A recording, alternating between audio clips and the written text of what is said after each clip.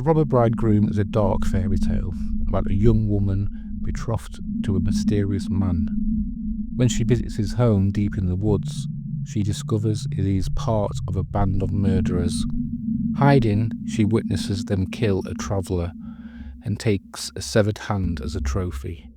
With the help of an old woman, she escapes and later reveals the truth at their wedding feast.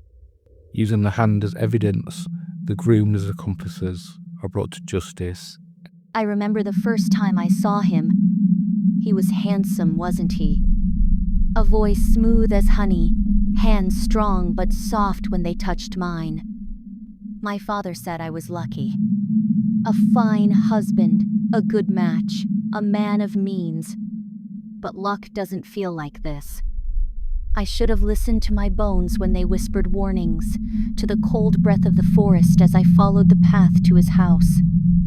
I should have turned back the moment I crossed the threshold, when the air turned thick, heavy with something I could not name. But I didn't. I went inside. I saw the table set for a feast that had already been eaten, and then the door opened. I wasn't supposed to be there. I hid in the shadows, breath locked in my throat, and watched them. The men. The laughter, the drunken hands pulling at the girl who had come before me. Her eyes, wide and pleading, searching the room as if someone might save her. But no one did. Not even me. I could have screamed. I could have burst from the shadows and begged for mercy, for justice, for something. But I did nothing. And when the axe fell, when the laughter turned to silence, when her blood pooled like spilled wine, I stayed. I stayed. And that is the part I cannot explain. Not to my father, not to myself.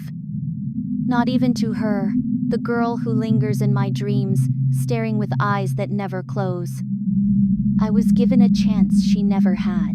I ran, I lived, I stood before my family and told them everything. But was it bravery, or was it simply too late? I wear my wedding dress, white as bone, and I wonder, am I pure? Am I good? Or have I been stained by my silence? I was meant to marry him. Now I will bury him. She knew. That night, when she looked at me across the fire, I saw it in her eyes. The way her breath tightened, the way she kept her hands folded so I would not see them tremble. She knew, and she let me lead her deeper into the dark. I was a fool.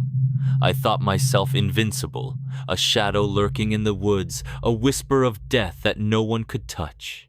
My name was spoken in fear, my deeds woven into legend. I took what I wanted. Gold, flesh, life. I was the master of all things. And yet, here I stand, trapped in iron and silence, no longer a wolf, but a caged beast waiting for the axe. I wonder if she will come to watch, if she will see the blade fall and feel satisfied, knowing that the monster is gone. But the truth, the shameful, wretched truth is that I do not fear death. I fear the silence that comes before it. The moment when I will be alone with my deeds, with the faces of the ones I took, with the knowledge that my name will rot in the mouths of those who speak it.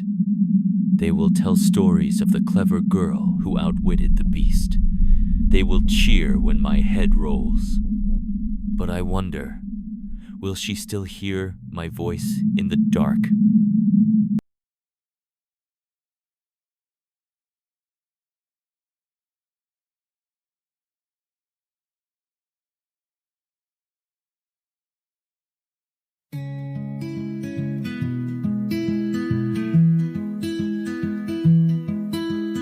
Lost in the woods of yesterday, stories where I used to play. Giants and dragons fade away, searching for the way, wishing wells and magic beams,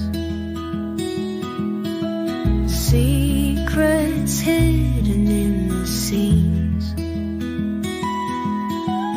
castles crumbling, losing gleams, all these fragments of my dreams. Once upon a mind we leave behind, fairy tales no longer blind, truth and tales so intertwined. Once upon